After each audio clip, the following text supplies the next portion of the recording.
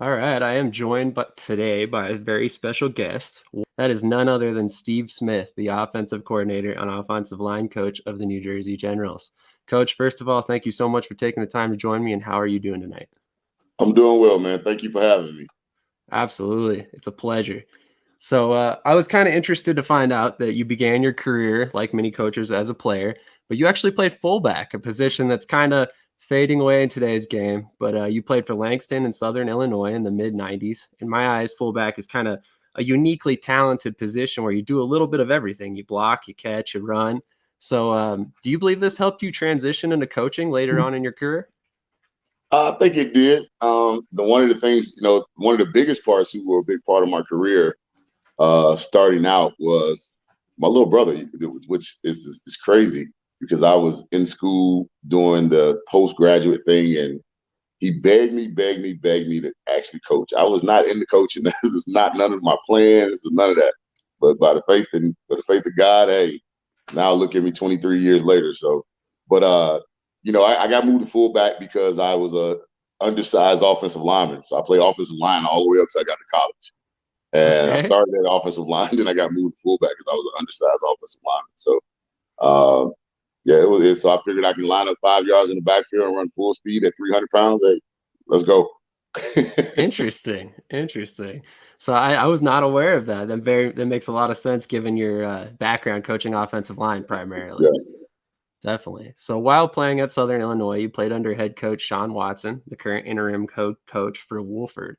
Watson had a rough tenure as your head coach in college, ultimately ending his 3-year stint with an 11-22 record. However, there's a well-known quote: "Losing is only temporary and not all-encompassing. You must simply study it, learn from it, and try hard not to lose the same way again. And you must have self-control to forget about it." How did these three rough seasons shape the rest of your career? I guess it was just I understood what losing was. You know, my career with Sean the first year and then going to Jan Corliss the next year. Uh, the one thing I understood what losing was, and I understood what it looked like. Sometimes guys would be uh, worrying about what's going on that night instead of worrying about the game.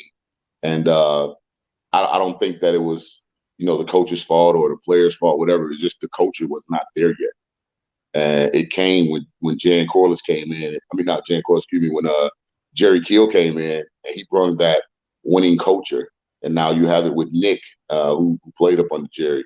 And so, I think that being positioned to be able to breathe that culture at Southern Illinois during Jerry Keel's his stint and as they continue to move forward in the Missouri Valley. I was going to say the Gateway because it was the Gateway when I played, but now it's the Missouri Valley Conference. So, but I check it every Saturday.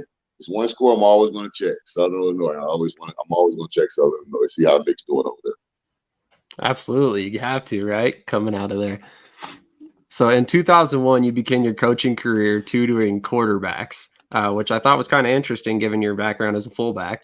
What was it like adapting to teaching a role that you had never actually played yourself? It was tough, and I did a lot of studying, trying to pay attention to different things, and just wanted to work as much technique and fundamentals as I could. And I had a good group that year, a good group of quarterbacks working for Lou Anderson at Virginia State, and Lawrence Kershaw, who was our offensive coordinator. And even though offensive line was still my deal, I'm able to get the details and be, the techniques and fundamentals to get done with any position. If I pay attention to it enough and study it enough. So I can't. The only thing is, I'm always adamant about coaches being able to play their position when they coach the position you play, because it's so much easier to help the player. So I started in the opposite of what I preach all the time. Hey, sometimes you got to do it the wrong way to learn the right way, right? Right. In 2002, you interned with Jim Haslet, current XFL head coach in New Orleans, where you actually meet Mike Riley. Riley at the time was the defensive backs coach. Talk to me about the relationship you formed with Riley over the years. It was good. We kind of lost touch a little bit. I met him in New Orleans, and then we kind of lost touch a little bit until the Seattle deal came up. Again, I've always followed him when he was at Oregon State, when he was at Nebraska. So, I always followed him. But kind of kind of built a relationship from being that when he became the coordinator at the Dragons, and being his O-line coach and taking care of the run game. It was kind of that build that relationship, being a close relationship with us, in the same sense of understanding, hey, we're trying to make sure that our run game is strong and that our passing game is based up off our run game. So yeah, we kind of built a really strong relationship going there. Absolutely. So I have to ask, we saw several coaches leave the USFL for the XFL. Did Jim Haslet try to steal you from the Generals? No, no, not at all. No, Okay. he's not. No, he was. I talked to him earlier just to congratulate him on the move, because I kept in touch with him because I actually live. My permanent home is in Nashville, and he was Okay. with the Titans, so we talk periodically. And but other than that, no, not at all. I was curious. You never know. He has a pretty star-studded staff out there in Seattle, so it'd be interesting to see exactly how everything shaped out. Would have been kind of a homecoming for you as well. Yeah, definitely, definitely. So in 2003, you joined the AFL's Detroit Fury, coaching both offensive and defensive lines. The AFL at the time was the largest alt football league that was signing borderline NFL talent. So now, so far in your tenure with the Generals, your team has shown a love for IFL players, which I, for one, love. I love that you guys are constantly looking to the arena game for the next level of talent. But how did your time with the AFL affect your outlook on arena players and the talent within the indoor football world? Man, that's a great question because it affected it much heavily. How precise you have to be to play DB to cover a guy in a short amount of space. How precise you have to be to make those throws to the receivers, and the receivers running the tight routes with not having all that space, and it shows a lot of speed. So those are the things that we looked at, and again, yeah, we did sign some guys from the IFL who I think will be great additions to what we do and how we do it with the Generals. And I think that's going to be a good thing to keep an eye on, because I think some of these guys are going to surprise a lot of guys and show them that they are players, in that sense. I would agree. I mean, as we talked about off camera, one of the biggest names that came out of the USFL was Kavante Turpin, and he spent time in the IFL and the FCF as far as indoor football went. So definitely some things to be said about the talent that's coming from the indoor football world. Definitely. So the man you serve under, Al, is it Luganbill? Yes. Okay. A former NFL, EL, and XFL head coach. Did he have an influence on your views towards alt leagues, or had you had already kind of seen the legitimate options prior to your arrival? The guy who actually, Al Blumenbill did one of the best things that I ever could have had happen to me as a coach, and I'll tell you about that in 1 second. But Okay. the guy who actually introduced me to the alternative leagues and the spring leagues was Rod Miller, who's been a head coach in arena football for a very long time in the IFL. He's the head coach at North Dakota last year in the IFL. He was the guy when I left Virginia State. He was the guy who actually gave me my first O-line coaching position in the arena, and it was called Arena 2 back then. Mm-hmm. And he introduced me to it, and I just kind of fell in love with it. Like it was amazing just watching these guys, and not only watching these guys on the field, but watching how these guys were their own superstars in the cities that they were in. And that was really big. And so then I get the opportunity to go to Detroit, and I talked to Jim Haslet about it, and he was like, it's a great opportunity. Him and Jack Henry, who was at New Orleans, and Sam Clancy knew Al Luganbill pretty well. And so I get an opportunity to go to Detroit. I meet Al Luganbill. He has all these attributes of winning, him and his son, Tommy Luganbill, who's on ESPN now. And Al taught me how to relax and speak and make sure I record myself when I'm in the meeting room, because I used to be so fast when I talk because I knew it, so I could spit it out so fast. But that doesn't mean that the players were getting it. And he also taught me to make sure my players are getting it the way they learn, using all four ways of learning in the classroom when you're not just coaching, but you're actually a teacher, to get the guys to understand what you're trying to get them to do.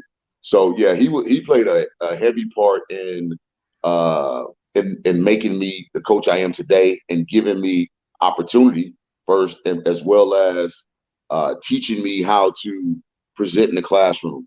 And definitely give a shout out to Rod Miller, who gave me my first job in the alternative league and an opportunity to look at football in a different light. Absolutely. Rod Miller, wherever you are, we as football fans, thank you for Steve Smith's tenure in alt football leagues.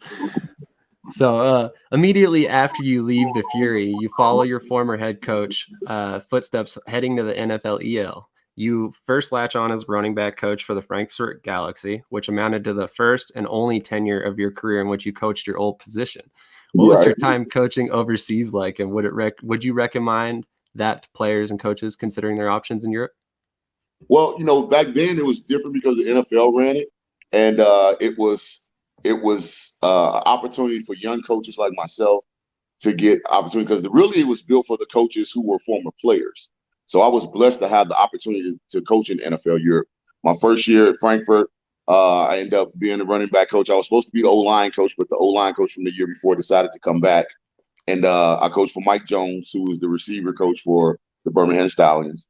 And it was a great opportunity for me. And it was actually fun because I was coaching a position that I actually played. So I knew a lot about it thanks to Tommy Liggins, who was my running back coach in college.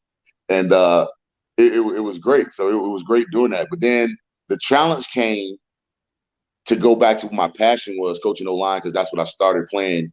And when I first started football, my interview with Art Shell to get the O-line job with the Ryan Fire in Dusseldorf with head coach Tom Sula. That was probably one of the most memorable days for me because I'm sitting down with a guy who is a legend, a guy who had did it, especially being an African American man. I'm sitting down with a guy who at that time was one of the only whoever in the beginning who was only African American O line coach. So that was special for me. That was a special moment to get that deal and actually get the job and go on and do a great job for those guys and have some great players that moved on and was very successful in their career. Absolutely. I mean, talk about once again another star-studded staff that you were a part of. I mean, Jim Tom Sula is still over in Europe as a head coach currently. Mhm. So I mean, just a lot of names in the alternative football league, kind of all giving their little pieces to your career, which I love to see. I mean, you have so many different connections to the USFL, to the ELF, multiple different leagues. It's very interesting. So moving on, you coached for a team that went 3-7. However, you still managed to average over 29,000 fans at each of your 5 home games, peaking at just over 40,000 in your final home game. I mean, talk to me about the fan base in Europe. It was great. They love American football. They love the coaches. They love the players. And you got it's always that thing. When you can have something that you don't normally have, and you can have it for a period of time, it grows on you. It's like how arena football was when you packed those stadiums when they were when it was Arena One on NBC and ESPN. It was like something different, and they loved it. And you look at the stadiums now when they play the games over in London and all these different places, and that they're going down to NFL. You see is that's nothing but a carryover for what it was when NFL Europe was here. 100%. Actually, we're starting to hear rumors that there might eventually be a whole European division in the NFL. So it'd be very interesting to see how that all goes. So from 2003 to 2006, you were actually pulling double duty, interning with Bill Parcells and the Cowboys, working on probably one of the most star-studded coaching staffs that the NFL has ever had. I mean, with 7 former or future head coaches on the staff. Talk to me about how this time with the Cowboys shaped your career. I mean, do you have any ties to the organization still to this day as well? No ties to the organization. I tell you, doing those 4 years, 4 year interning there for 4 years with Parcells, I learned so much. I watched him train head coaches, and I tell people all the time, when you're in a room, when you can speak, what you're always trying to do is find the language that you're going to use or the verbiage that you're going to use when it's your time to speak, right? But when you're in a room when you can't say a word, it's like being a fly on the wall. All you're doing is just taking it in and taking it in and taking it in. And that's what I was able to do. I was able to watch Sean Payton go from when he came from the Giants to New Orleans to now being when he became the head coach at the Saints. I was able to watch Todd Haley do the same thing, go be the head coach of the Chiefs. Watch Todd Bowles start out his career getting himself to be the defensive coordinator and then moving on to be a head coach. I watched Tony Sperano, who I was in a room with, and I knew that was his goal was to become a head coach and watch him become a head coach of the Miami Dolphins.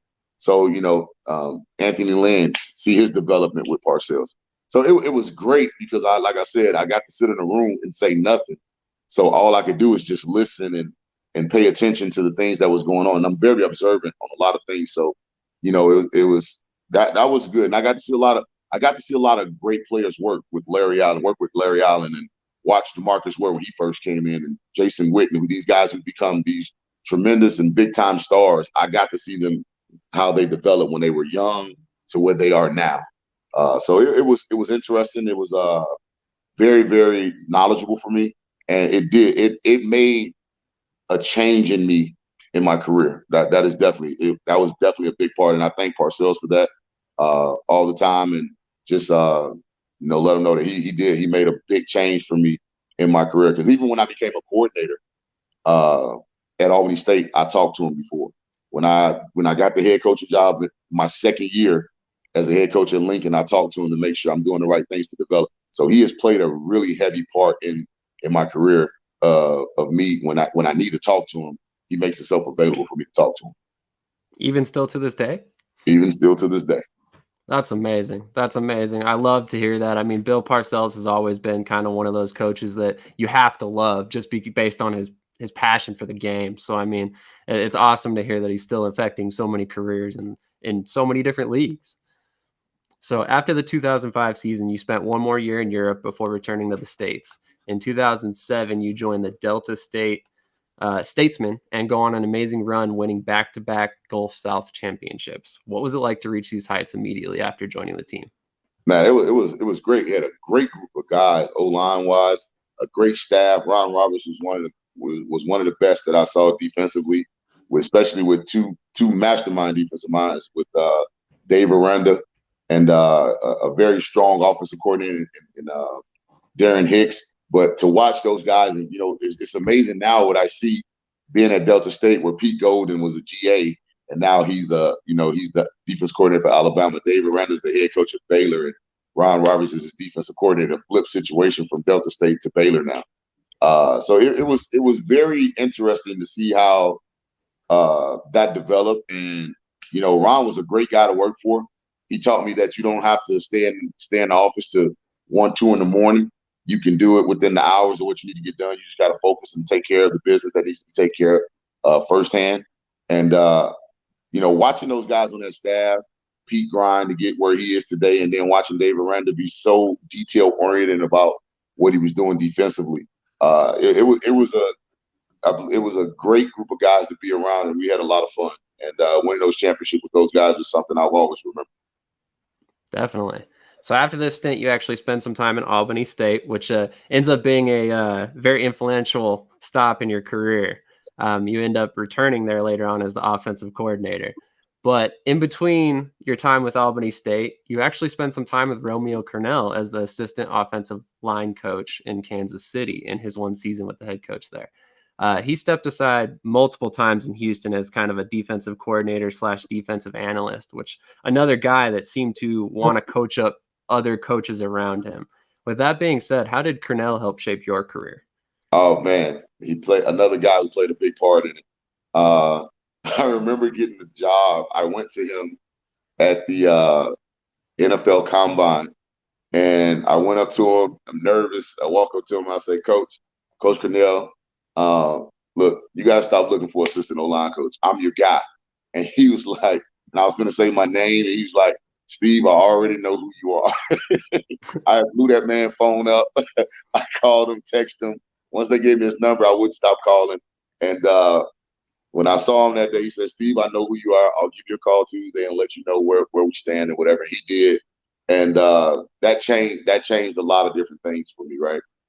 It gave me a chance to be a part of a offensive line that was great with Ryan Lilja, Brandon Albert, Rodney Hudson, those guys, and Jeff Allen and Donald Stevenson, and working with Jack Bignell as well, and Maurice Carthon Brian Dable, who's the head coach at the Giants, and Nick Sirianni, who's the head coach at the Philadelphia Eagles, your favorite team there. Mhm. Being on that staff and that run game that we had, and what we learned that year in the run game, being like, I think we ended up number 3 in the NFL in the run game. So it taught me a lot that year. It changed some things. It changed a lot of things in the run game version for what you see now with the Generals. That change came then. That change, I didn't run the ball the same way before I went to Kansas City. So getting the opportunity for Romeo to bring me there and give me that opportunity to learn and give my little bit to what was going on, but to truly learn that style of running from what we were studying, man, it changed a lot. Now you see the fruits of that labor, and that's the great part about it. You see the fruits of that labor. So that was big, very big. Absolutely. I mean, I've always been a fan of Cornell because of the way he treated other coaches. I mean, I think it was Mike Vrabel that he stepped aside for, and shortly thereafter, Vrabel got a head coaching position because of that. Yeah, So and just he's something another to guy. If I text him, call him, whatever it is, he's gonna pick up the phone. He's gonna call me back. Even to this day, I check on him all the time. Another that's guy, amazing. I'll always check on him. That's my guy right there. In 2013, you end up returning to Albany State, this time as offensive coordinator. You would spend 4 seasons in this role and win another championship along the way. I'm kind of curious, did you get autonomy on offensive play calling there, given your defensive-minded head coach? It did. He gave me full control. So I was the offensive coordinator there in '09 and 10. 10, we won the Black College National Championship. We won the HBC National Championship. So that was good. And then I ended up leaving there to go to Tennessee State and then Kansas City, and then going back in 13 and win another championship. Yeah, he gave me full control. So, but the thing that I had, I'm gonna tell you what was really important, and I'll say this guy's name so you'll know he's Yul Joyner. Yul Joyner was a big part of that offensively for me. Yul was my quarterback coach.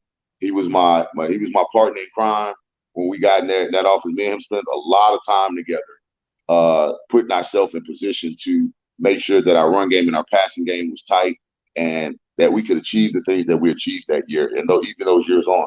So yeah, I thank Coach White for trusting in me, especially being my first year in '09, and trusting in me that I can come in and do it, and never been a coordinator before, and showing him that I had the want and the desire to do that. And it was important. But I thank Coach White all the time. And I still talk to him to this day as well. And thank him for that opportunity he gave me, because that gave me the drive to move up, to pursue head coaching opportunities, to pursue being a coordinator on a professional level. And if Lord forbid, that this can come true, to actually pursue a head coach on a professional level. So yeah, that started it all for me right there at Albany State. Albany State will always have a special place for me, because it helped me and showed me that one of the biggest things it showed me is to be a champion. It's all about the mindset and desire that you want to be. It's not about the facilities. It's not about all of it. It's the desire and the mindset that you set within those young men. And it taught me to maximize what I have and don't worry about what I don't have, which is what you get in these alternative leagues, what you get in spring leagues.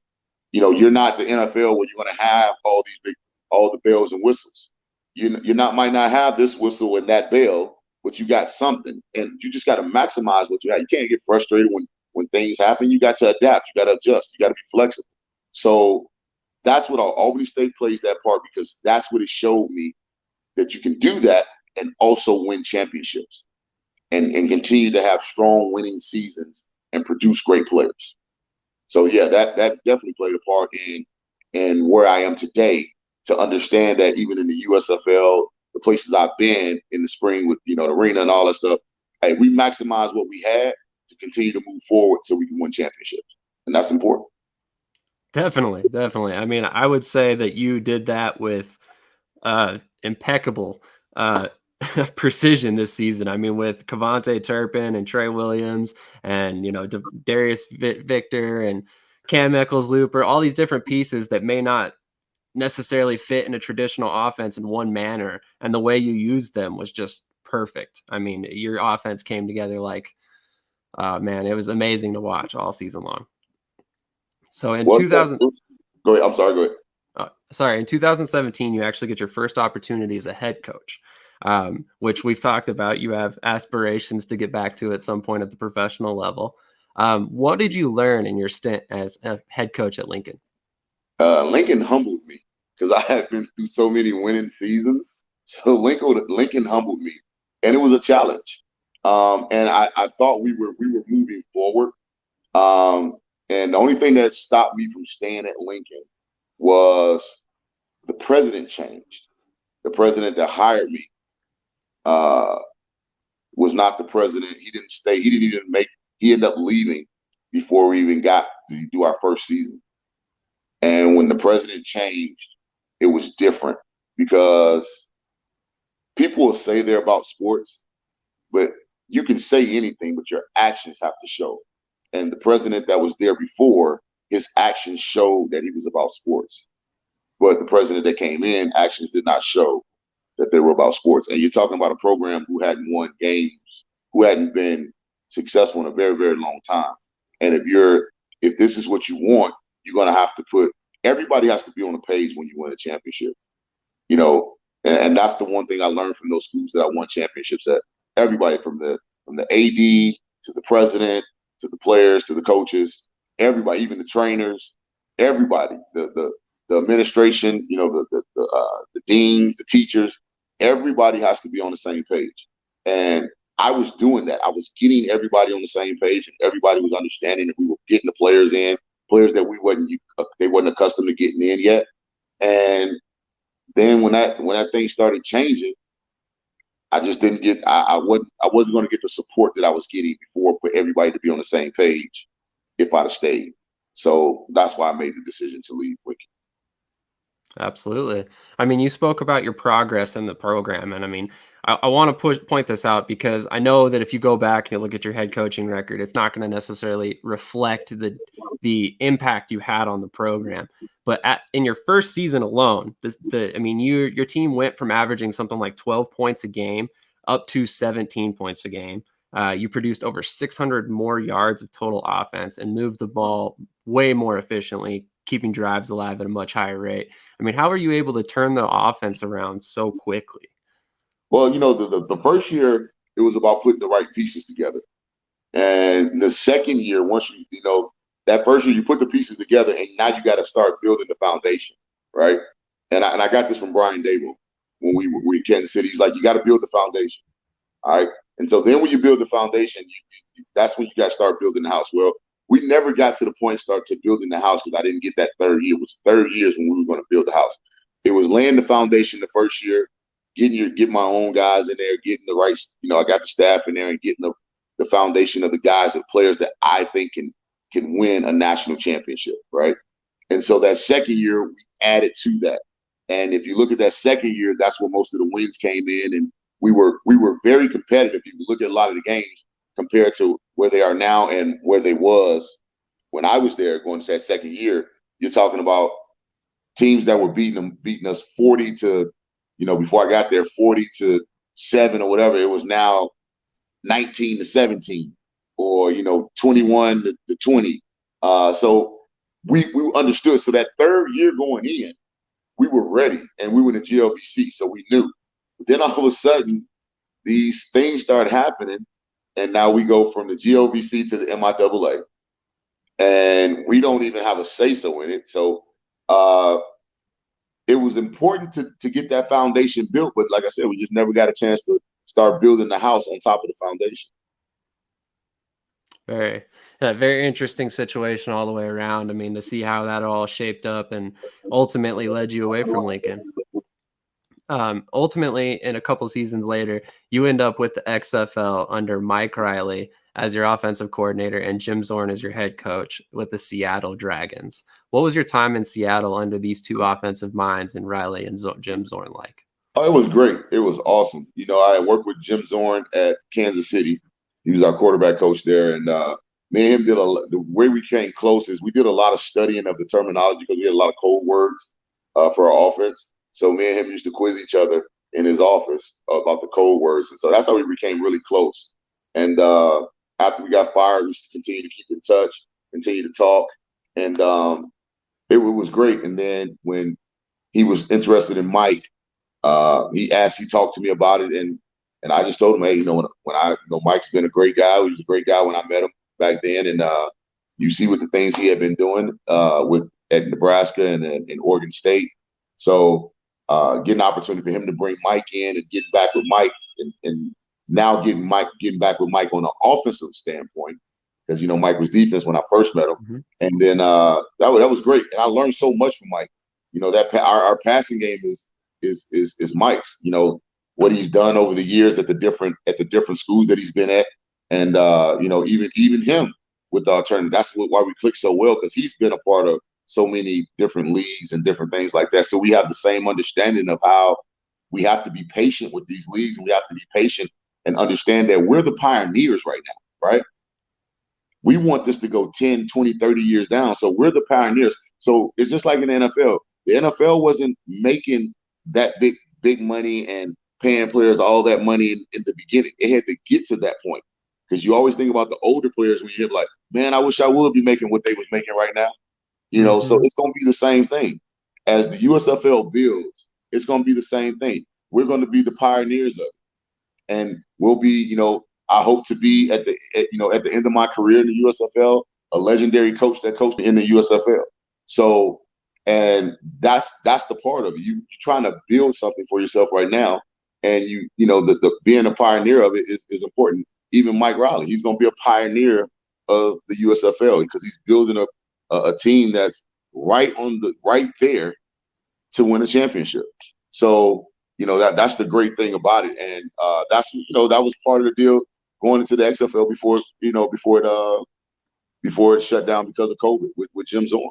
So we were all on the same page of what we're trying to do is be pioneers of these leagues and get an opportunity to watch them grow when we're done and we're retired, and just how some of these coaches when they talk about Parcells, when they talk about the NFL, they talk about Parcells. I want to be in this situation. I want Mike Riley to be in that situation when they talk about the USFL 10, 20 years of how Mike Riley was a dominant coach, how Steve Smith was a great coach in it, because we're legends of this deal of showing that we want to put the time in for it to get to that point. Because I'm going to tell you this, one thing I learned in this offseason, I went to a couple of universities, right, to look at players. When you walk on that field and they saw that USFL logo and that Generals logo, you would be amazed at how many players came by. I was like, Coach, if it don't happen in the NFL, man, I'm down to play. I watch you guys, or hey, that league, I watched that league, it was good. So that's a big brand, big brand for the USFL, right? That's gonna help, because now what the USFL now stands for, and when you walk in on those college campuses, is hope. I can continue to live my dream, and not every one of those guys are going to make it to the NFL, but guess what? They can continue to live their dream and become a USFL all-star, become a star in the USFL. It's the same way I watched James Barron become a star in the AFL, Andy Kelly become a star in the AFL, all those guys, touchdown Eddie Brown. A USFL is going to have those type of guys who didn't go to the NFL, and they became everyday guys in the USFL and be stars in their own cities and time.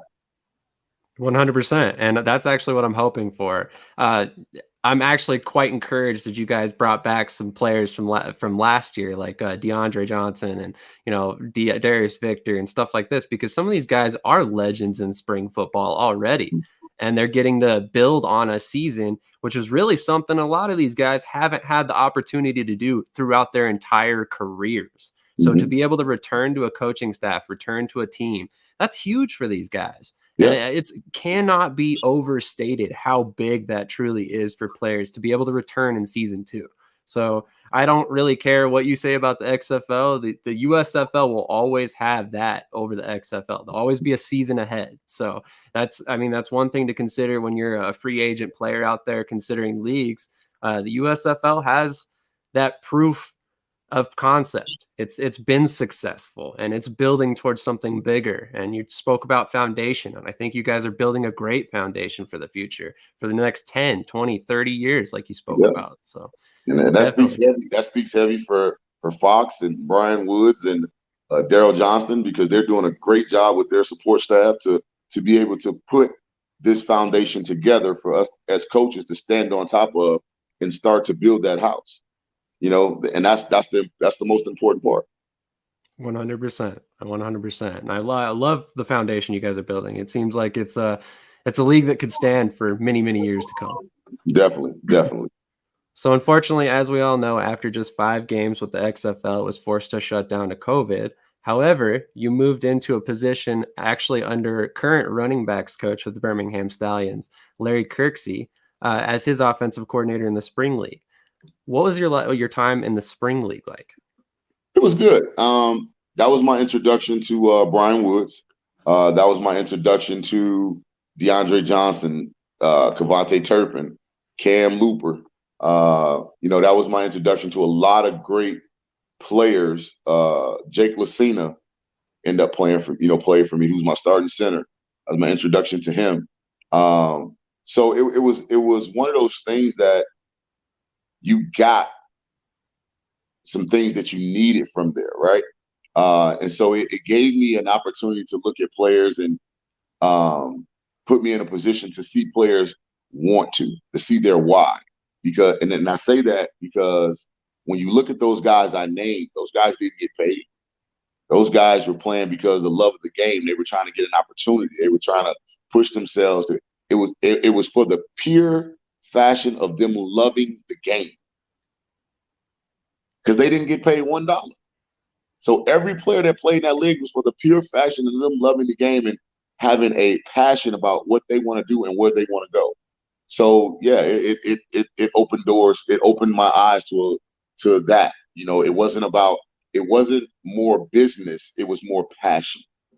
And to watch Cam and Turp do what they did this year. Cam came in late with us from watching Turp from the beginning. Uh, Cam came in late and did a lot of was able to contribute to what we were doing. DeAndre Johnson in the 2 quarterback system was able to contribute to what we were doing, and then even adding guys like Trey Williams, who was with us at New Orleans. I mean, excuse me, at the Dragons, and then watching the Bulldog, over at the Guardians when I was in the XFL, and to be able to get the Bulldog over there, Vito, Darius Victor, man, that was the thing. Think about it. Those guys were stars in their own right. Turk was a star in fan control football, so they were stars in their own right. And now we were able to get those guys and put them together and build something special. And it was lovely last year, very lovely. And I think as we move forward, it's going to be something even more special when we reach that ultimate goal. Agreed. Like we talked about before, I mean, all these players are coming back for a second season with the same coaching staff, the same system, a lot of the same players. So the chemistry is going to only be that much better. So it's going to be very exciting to watch in year two for sure. So ultimately, you end up latching on with the USFL as the offensive coordinator and offensive line coach. How excited were you to reunite with Mike Riley once again? Man, we had talked about it for a while. If the opportunity presented itself to get back together, and it did. And man, when he gave me the call, we was excited. Me and Mike talk every day. Literally, I'm talking about even now. We talk every day, or we text him back and forth every day. We don't speak verbally on the phone. So we have a really strong relationship, and he has supported me in every endeavor that I've moved forward with as I've moved forward. And so it's been great, man. It's been a great opportunity to come be back with him. And man, I wouldn't change it for anything. Absolutely. So there's an age-old adage that we all have heard in football. In fact, Pete Carroll said it earlier this season. When you have 2 quarterbacks, you have none. However, your team smashed that to pieces this season when we watched Luis Perez and DeAndre Johnson be used in absolute perfection as a 1A and 1B system. And they ultimately ended up being 2 of the most efficient passers in the league. I mean, please shed some light on how you were able to decide when one player came out, when one player went in, and just how you were able to work it to such a harmonic balance there. Man, you make it sound like we had some science going on, but it wasn't. We just alternated them by series, and that was Coach Riley he had did that back in the day when he was at USC, and he felt like it could work, and he expressed it to us, myself, and the quarterback coach Zero Rollins, and it did, and we just put it together. And then when one was hot, we kind of let him go, and so it kind of played itself out. If one wasn't hot, then we continued to rotate it. But then once caught fire, we kind of let it play out and see how far that fire would go. And they both did an awesome job.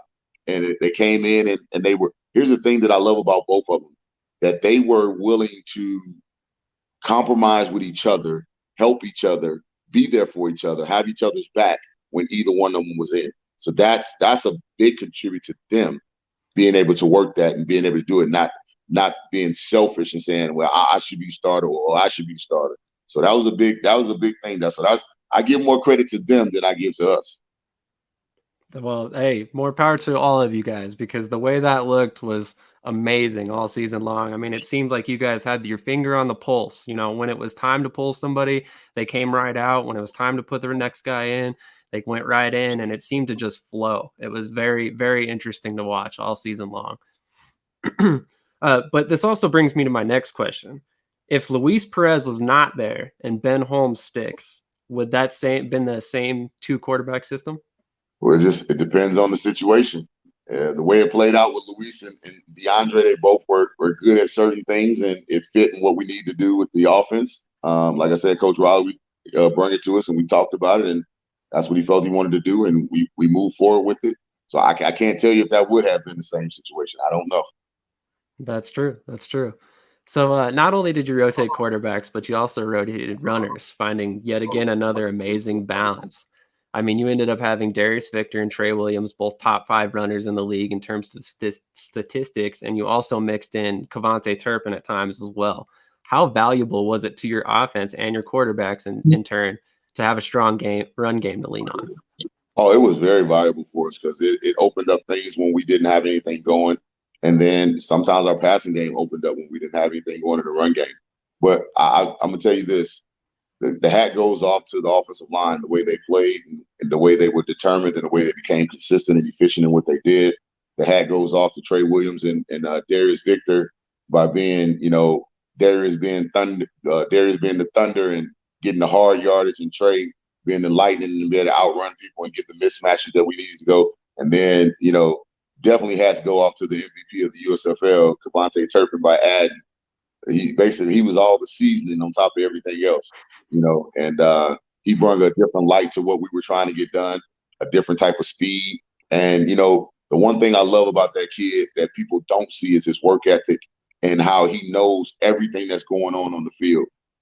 So I'm so proud of that kid and how he stepped up and did those things and became a leader and a captain. I'm proud of the running backs, how they stepped up and understood what they were called to do, and both of them executed it very well in their own rights. And then I can't say more than enough about the offensive line being competitive and being consistent and efficient in what they're doing, and taking me getting on top of their tail every time and putting my foot on their neck to get them to continue to do it. And it's tough. It's tough to win. Every game is not easy. You're not just gonna wake up in the morning and say, "Hey, I'm gonna win the game today." It's tough. And those guys fought. And not only those guys, but everybody on the team. Our defense was very strong. They were bend don't break with Dishman, and our receivers played a big role with Darius Shepard, who's at the Denver Broncos right now, and Alonzo Moore, who's coming back as well as Cam Looper. Being an addition to it and becoming our kick returner, giving us good field position every time offensively off the kick return. So again, everybody played their part. We had a lot of great leaders, and the one thing I love about our team that I saw, when we got halfway through, our team had a team meeting without the coaches. And of course, as coaches, we want to find out what you talked about. And what they talked about was, hey, we're halfway through. And this is one of the things that you have to do. I think it works in the fall as well as in our turnip spring leagues, right? They were halfway through. And you can either go up, continue to climb, or you can go down, at the halfway point, right? And the leaders came together and talked to the team and said, hey, we got to make the stand to continue to climb. And that's what we did. We continued to climb after that and had that, 9-game run. And that was awesome, because now the team come together. They didn't need the coaches to come together.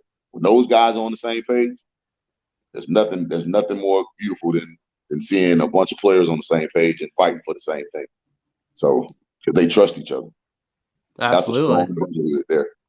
Absolutely. And it led to 9 straight victories. So you definitely were doing something right, and they were as well. Cool. So where we're at, we were just speaking about the offensive line. So I figured it would be a good time to ask you about some of the players that you leaned very heavily on, such as Garrett McGinn, who ended up at the next level, Terry Poole, as well as a bunch of other players that you had at other stops. You leaned very heavily on your familiarity with these players through the spring league, the XFL, etc.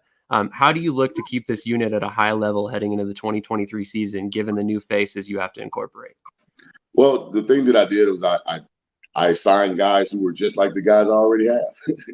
Guys who were maulers, guys who were very over aggressive that I can teach them controlled aggression, guys who like to pin people in the ground, but teach them how to do it the right way with technique.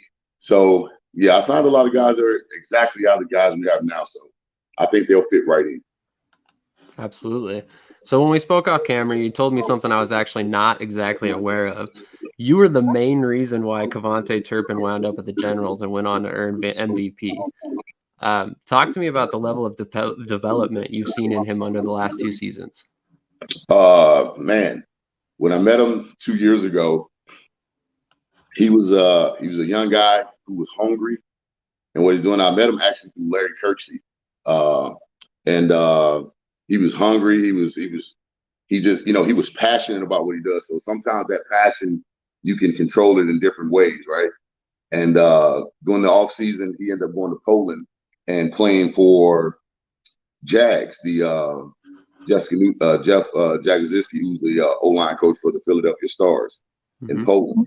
And I kept talking to his agent, kept talking to him, and we just kind of built a relationship. And then at the end of the day, I told Mike Riley, I said, hey, there's a guy out here that I'm telling you, he would be a game changer.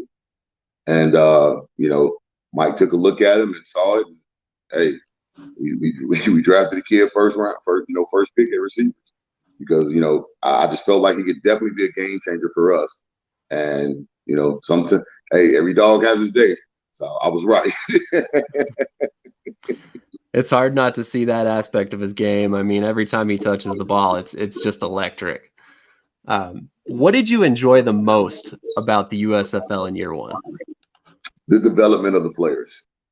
Watching 50 players from the USFL go to NFL teams, and 13 of them making practice squad, and 2 of those guys making the 53-man roster, and continue to watch those guys develop and move up.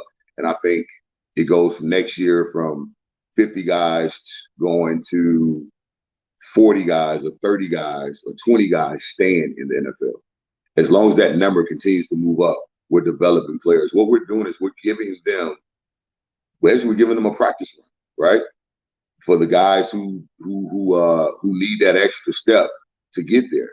But also with that, we're giving other guys who are becoming USFL players in their own rights and becoming stars like Scooby Wright and Toby Johnson. Good, it's giving guys hope. It's giving them a chance to live their dream and make a living living their dream. So that's the good thing. That's the good thing. So I think that's the important part: the development of players, as well as watching guys who might not make it to the NFL, but become stars in the USFL. Watch the USFL provide their own stars that their fans can be strong about and love and support and be there for them when they walk. When they walk out, on the street or walk in the store or anything. One of the craziest things that happened to me in Nashville, and I'll say this, is I was walking out of the out of Walmart.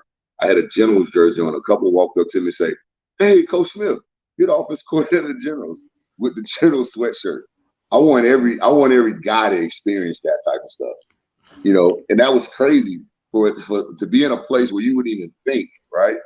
And for them to recognize who I was, and the couple to recognize who I was, to be in the Hall of Fame and watch a kid break down Luis Perez and DeAndre Johnson and me as the offensive coordinator, telling me, "Hey, this is Coach. I just wanted." And they kept asking me, "Who you're going to start? Who's going to start?" And he's breaking down all their stats to me, and want to take a picture with you because you're the offensive coordinator of New Jersey Generals of the USFL. That's the important part, right? So it's building their own name, their own brand, and continue to get them to move forward. The USFL already built the Yellow Brick Road because we played the whole season. We're moving forward. So now we got to continue to pave that road and continue to move forward. And I'm going to enjoy so much being a pioneer of it, being one of the pioneers of it, and being able to watch this thing grow from 20 years, 30 years from now. Be blessed to be an old man looking and say, hey, I was a part of it, and be able to tell your kids about it. That's going to be the great part of it. As it moves forward, that's going to be the awesome part. So I got two more questions for you. One of them is more of my curiosity than anything. As I told you off camera, I'm a huge fan of Cam Eccles-Looper, one of my first interviews on this platform. Do you see him getting a larger role in the offense given his performance last year? Yeah, I think it's not even about his performance last year. It's about him coming in and being ready. And I think that's what Cam's doing. He's putting the time in. He's putting the work in. I've spoken to him a few times. He's putting the time in, putting the work in to be that guy, to be the guy who plays a bigger role in the offense. So, me, I can't say yes and I can't say no because it's on Cam. It's not on me. The one thing I do believe in, believe in being straightforward. And Cam knows what he needs to do to be a bigger part. He understands the work that he has to put in, and I feel like right now that's what he's doing. So that's going to be on him, not on me. He got to make that decision. Absolutely, and I have no doubt he's putting in the work right now to make sure that happens. So, final question of the night. As we spoke about, you have aspirations of being a future USFL head coach. Currently, there is a position open with Larry Fedora stepping down. So I wanted to ask, are you interested in this position? I'm always interested. So, it's going to be, what they decide to do. Hopefully, they'll contact me, if that's where they want to go, and I get opportunity to interview for it. But, again, we just have to look at time and let time tell what's going to happen. If God's plan is for me to do that and move forward and get my dream job or what I want, hey, I'm all for it. So we'll see what happens. I don't know right now. I don't know where they are and what they're doing and how they're moving forward. But at the end of the day, would I be interested in? Definitely. I'd definitely be interested in. That will definitely make my day to help, be a part of the head coaching crew that started with this deal and continue to move forward and win some championships and start building a legacy. And not only but producing great players and giving them the opportunity, giving some young great coaches and young great players an opportunity to showcase and show that they're capable of doing it. That was the one thing I loved about the league as well too. There were a lot of young coaches, that showed. Zero Rollins was one of them, the quarterback coach for us. Dominique Franks, our DB coach, was one of our DB coaches. There were a lot of young coaches. The young D-line coach from the Michigan Panthers. They did a great job of hiring young coaches to get a chance to showcase themselves on a professional level, which will help their careers so they can grow and move forward as they move forward to being coordinators and coaching at the higher level or the major college level, whatever they choose to do. Or if they continue to coach in the USFL and continue to be one of those things like myself, want to climb and become a coordinator and move on to become a head coach in the USFL, if there's growth there for them. So that's important. But I love that I got to watch a lot of young coaches move forward and get a chance to showcase their talent and ability to be able to get these players ready to have the season that we had, and that was very important and very encouraging to see. Definitely, lots of first-time professional level coordinators in the league, so that was very interesting to see this season. Once again, Coach, thank you so much for joining me tonight. It was amazing to learn about your career. Have a great rest of your night, and go Generals. Hey, I appreciate it, man. Yes, definitely. Go Generals. Absolutely. Looking forward to another great season in 2023. Me and you both. What's up, everybody? This is Sam Shady with Shady Sports Network, and today I just wanted to ask you for a huge favor. We're growing very quickly thanks to all your guys' help, but I've got a little request for you guys, and all that is to hit that like button.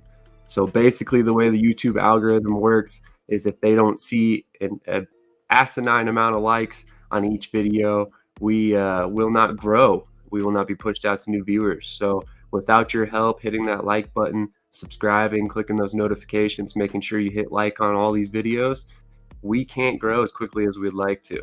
So with that being said, please help support Shady Sports Network today by hitting that like button. It's completely free, doesn't cost you a thing, and in turn, it helps us continue creating great content for you to consume in the future.